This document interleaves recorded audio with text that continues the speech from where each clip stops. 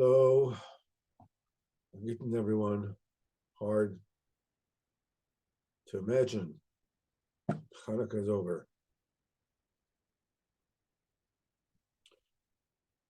Okay, let's go and dive back into Spermatius, Misa of the Master of Prayer. So here we go. So we said before that there was this country that everything was measured by how much money people had. The people made themselves into stars, into this, into that. And the master of prayer said that he feared that they will stray even more. Then, after he heard that they made themselves deities, the prayer master said this is what he feared, because that's at that point the person's basically over.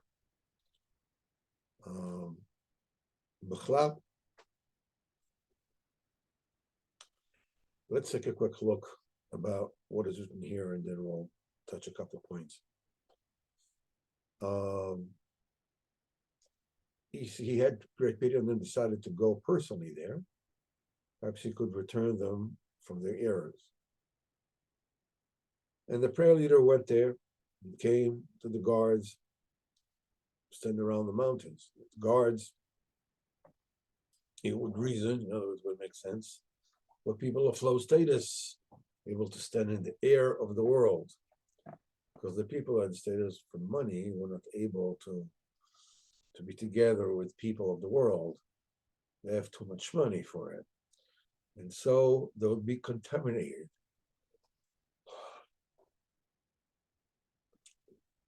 Maybe someone asking for a donation or something. And they were not able to speak at all with people in the world. So they shouldn't contaminate them with their breath. Therefore, surely the guards stood outside were low status, but the guards also had the images of their deities, and they would hug and kiss them all the time. Because with them too was, was too much money and the main object of their faith. And the prayer master came to one of the guards and was speaking to him about the ultimate purpose, saying that the only devotion to Hakadosh Baruch Hu, that's the ultimate goal. Torah and prayer, good deeds, and that money is nothing but foolishness, and not to do with ultimate purpose at all. But the guard did not listen to him at all. It was already long sunken into them. The main thing is money. As mentioned, likewise, the prayer master went to another guard and spoke to him. Likewise mentioned, he said, didn't listen to him either. And so he went to all the guards, but he did not listen to him at all. And the prayer master made a decision. What was the decision? He went into the city, which was on the mountain. When he arrived there, it was a wonder to them. And they asked, how did you get in here? Since nobody was able to enter, that club. And he answered them, well, since I've already entered, in whatever manner, what he asked. And he began speaking with one of them about the ultimate purpose, but he wouldn't listen to him at all, because likewise the other one did, so all of them, because they were already sunken in their mistakes, and they were entrenched in that belief. And it was a wonder by the people. There's a man who came to them and speaks such things, complete opposite of their faith. And they felt in themselves, maybe that man is the prayer master. For they already heard that is such a prayer leader in the world. And because the matter of the prayer master was already became publicized in the world. They call him the pious prayer leader, but it was impossible for them to recognize him because they captured him, because he would change himself. He was different to each person, and here he would appear as a merchant, and other as a pauper, and immediately he would break away from there. So let's touch upon B'ezrat Hashem this Nakuda before we go on with the story. There are two things here. The first thing is that they made deities for them. And the second is that he came into the city. They were wondering, how on earth he possibly did that. But nevertheless, he was already known to them. They would know about him. They knew about him, and he would change himself from one person to the next.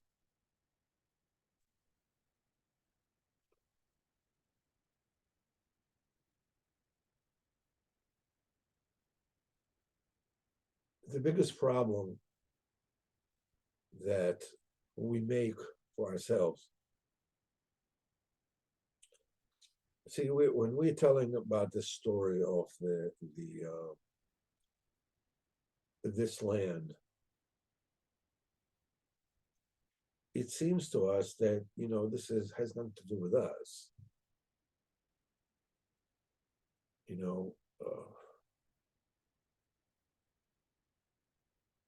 Especially not to the extent that they go. And we realize that we have a little contaminated with that. This kind of reverence that we might have to people who are well-to-do and powerful and so on and so on. But there's a deeper aspect to that. Even when somebody finds himself, Baruch Hashem, in Avodas Hashem, as we learned on Torah Lamed Ches, that in order for us to actually get to a point of connection with the Kadosh Baruch Hu, we need to remove the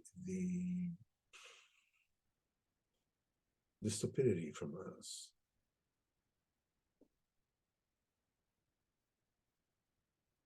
And we spoke about this, Nakuda, quite a few times.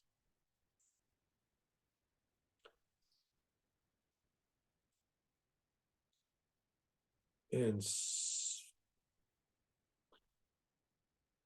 it so happens that we keep on many times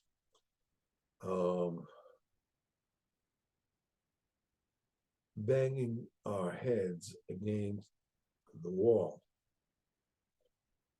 the same wall, again and again and again, of our own stupidities. There are certain things that we do that we shouldn't be doing. There are certain things we should be doing that we are not doing. But the main thing that we're not doing, but Hashem will get to it a little bit more in depth, Torah 60 that we learn in the Bris Medrash,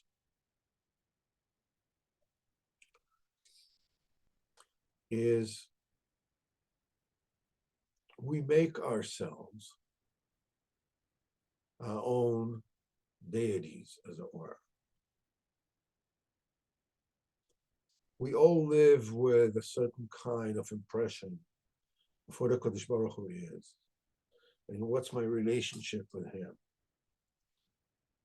And most times it's what he wants from me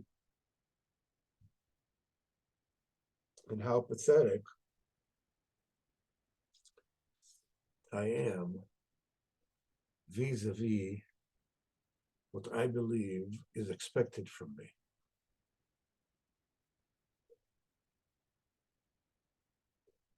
I live my life. I try, I do this, I do that. And I don't think that I'm telling you anything that you don't know, either about me or about yourself. That I don't really uh, cut the mustard. I'm not really doing what it is that I need to do.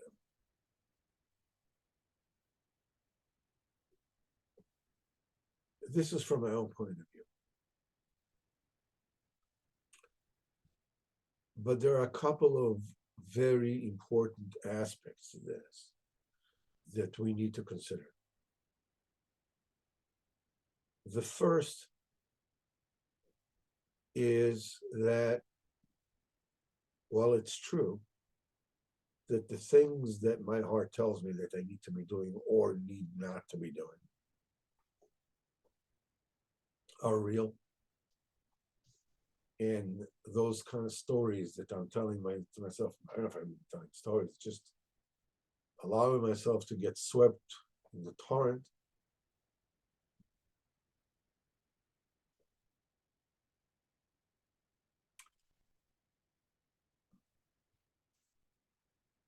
the kind of desperation, of irritation, of frustration that I might feel with my spiritual state, um, is because there's one aspect that I am not actually bringing into account, and that's the fact that I'm not running the show.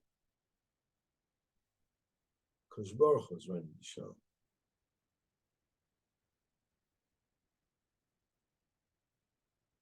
Says, okay, Beseda, of course.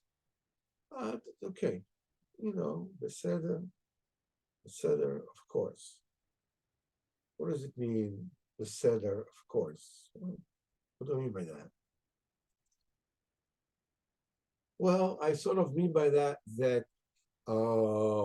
everything that happens outside and basically everything that is happening, HaKadosh Baruch Hu is running it, but that is really has nothing to do with how do I or don't I live up to my job description, expectation, shoulda, coulda, woulda, I don't know.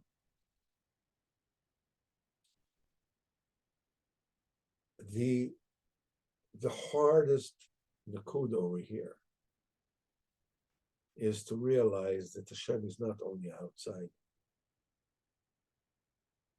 Hashem is also inside.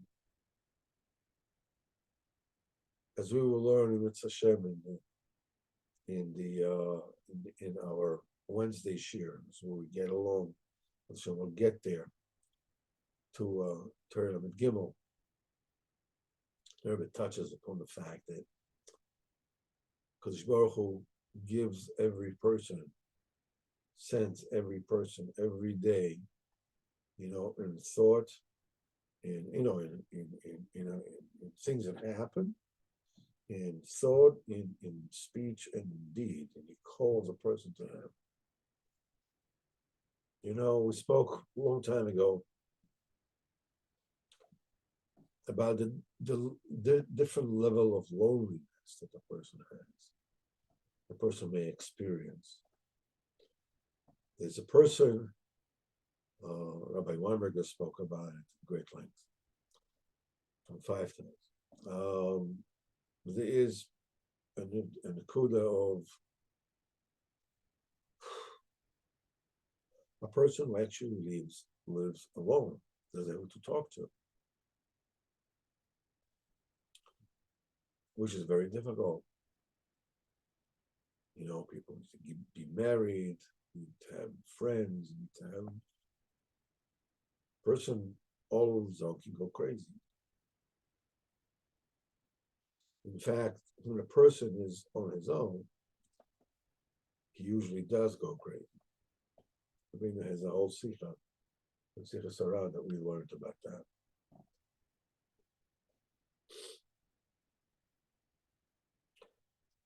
But then there is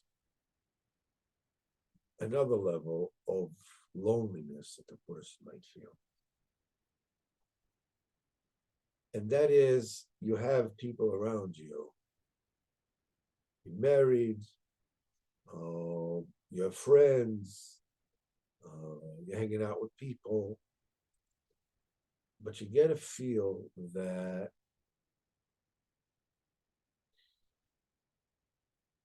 nobody really cares.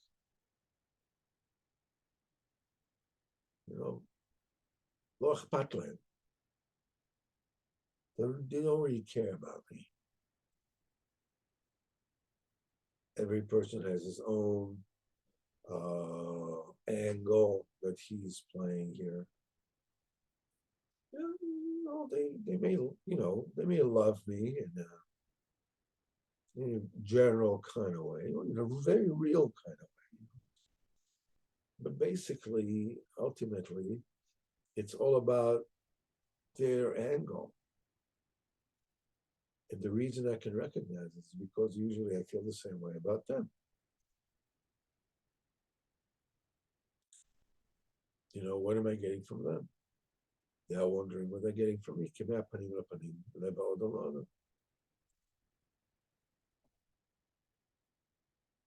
Now, obviously, there's no one size fit all in this. We all have a little bit of give and take in each and every one of us. There's selflessness in each and every one of us. There's selfishness in each and every one of us.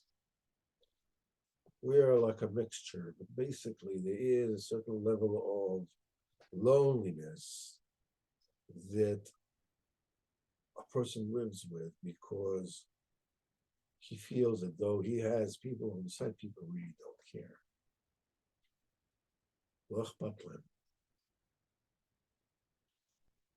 But it might very well be that this whole thing is a dimion. They do care. And maybe even I feel that they care. I care about them and they care about me, whatever it is. But inside my own mind,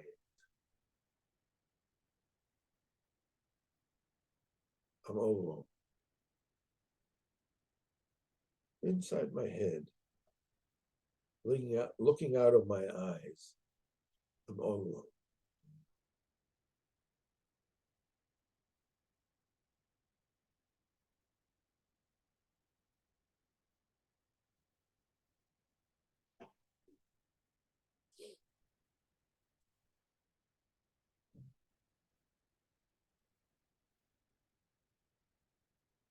The idea is, how can I be alone?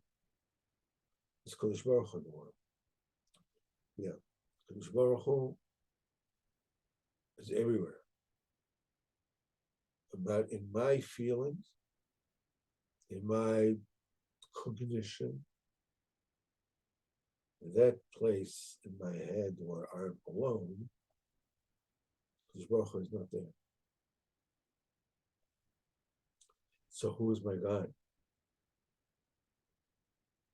Oh, I am. I mean, I know I'm a false God, obviously.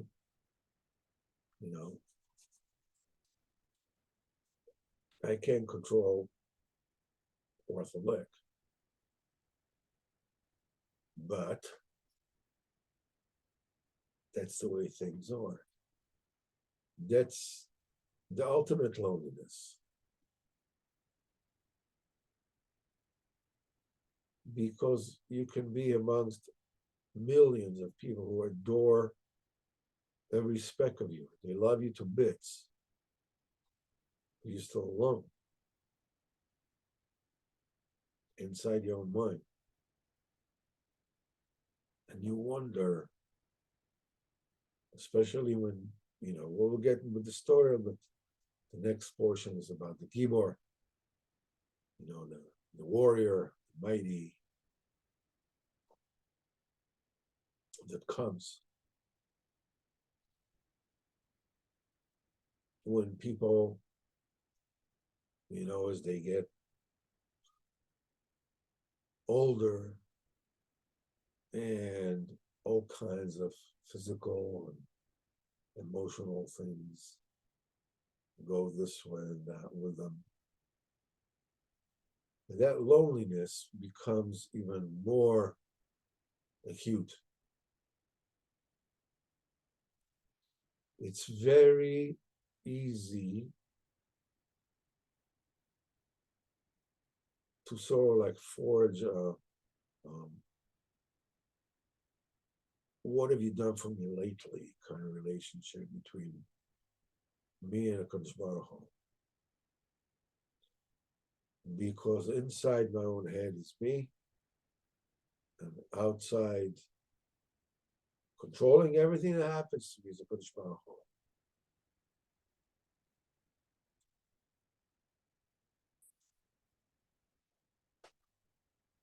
The Indian is to bring the Kadosh Baruch Hu into your own head. Kadosh Baruch should be with you inside your own head, so that you never walk alone, ever, no matter where you are, no matter what's going on with you.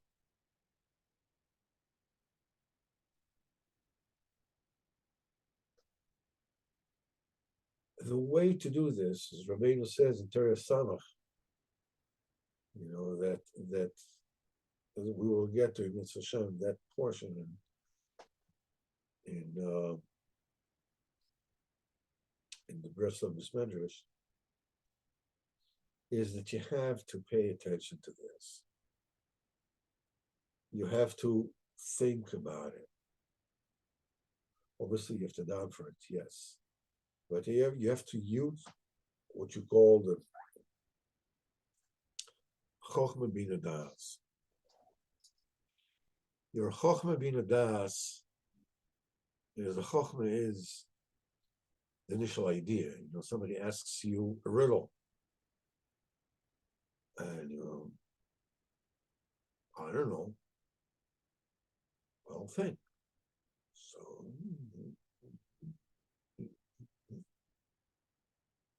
I don't know. I still don't get it. Well, think. Suddenly there's a little,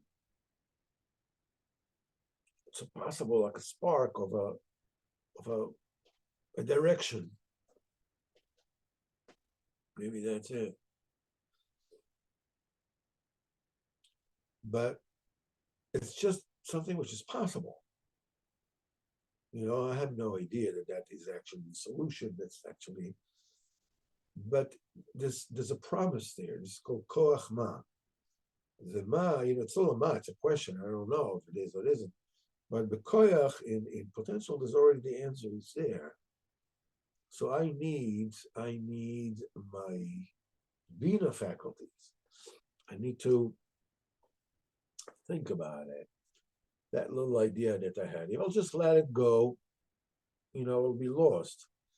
Once I deal with the bina, I look at it and I think of it and I turn it this way and I turn it that way and I'm thinking about it and suddenly, I started open that idea and I see, something, okay, maybe it needs to be look at it this way and fix this way.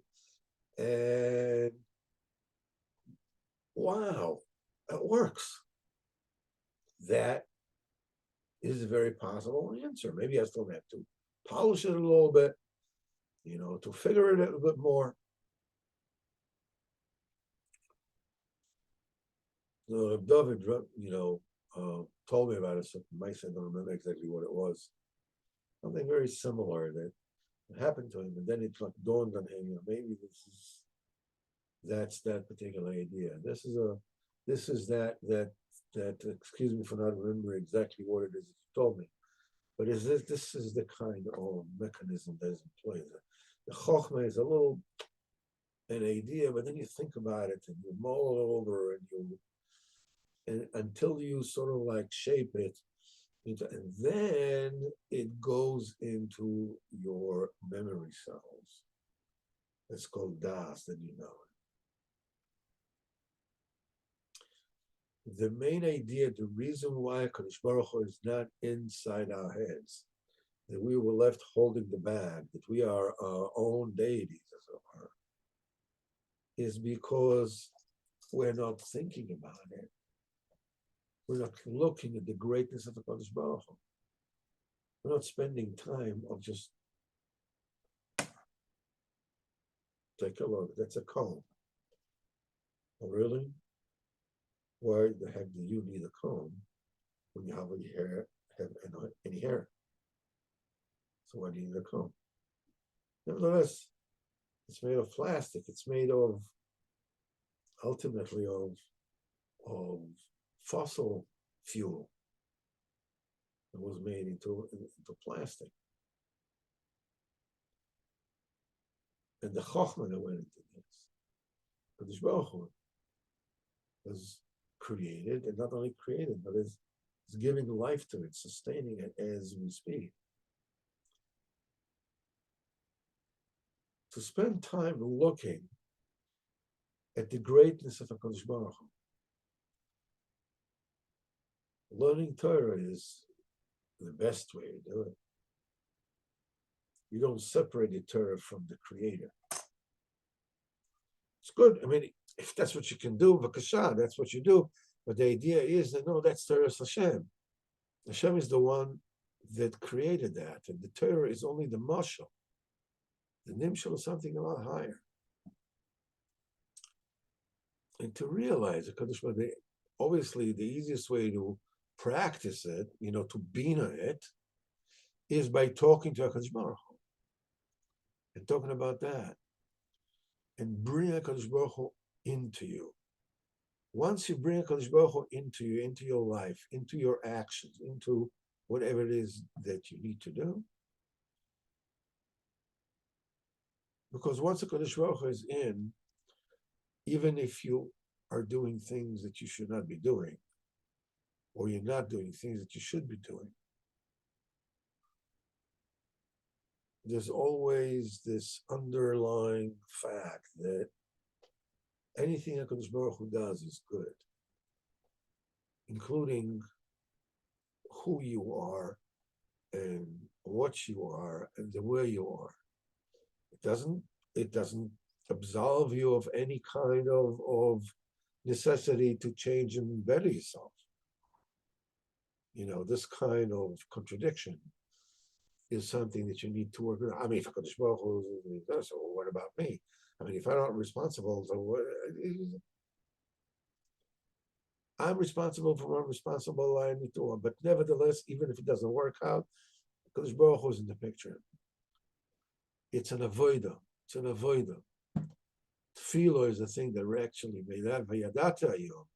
You reach that idea of Hashavot Avecha. It comes into your heart and it fills you up. You live with the HaKadosh Baruch Hu inside you at all times. You never walk alone. Ever. Not in Olam Hazeh, not in Olam Haba.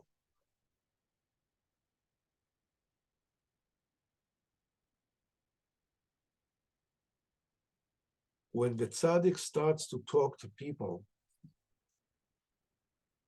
and he starts saying his words, even the people that are very, very far from him, they hear of him. They already know that there is a Yeshua around the corner. The pious Baal Tefillah is already there. People start feeling doubt. Until now, I was absolutely certain that I knew what's what and what isn't. I had very, very clear idea whether I am the king of the hill or I'm like a total goodnik. I 100% know it. When the tzaddik comes into your life and tells you, listen, all these inyanim, this power struggle, this, if it's money, if it's whatever it is that you've been playing at, is nonsense. The main thing is avodas Hashem. Suddenly a doubt creeps in. And that's actually the beginning of the Yeshua. Mitzvah Hashem will talk more about this next week. But we're getting into some very intensely personal nikudas of avodas Hashem. The Rabbeinu is leading us. So, B'ezrat Hashem, the next time that we will meet will be on Wednesday, also on Zoom, when we're starting a new Torah, B'ezrat Hashem. Likutei Moharan, we're starting Torah Chavtes. So I hope to see you all there.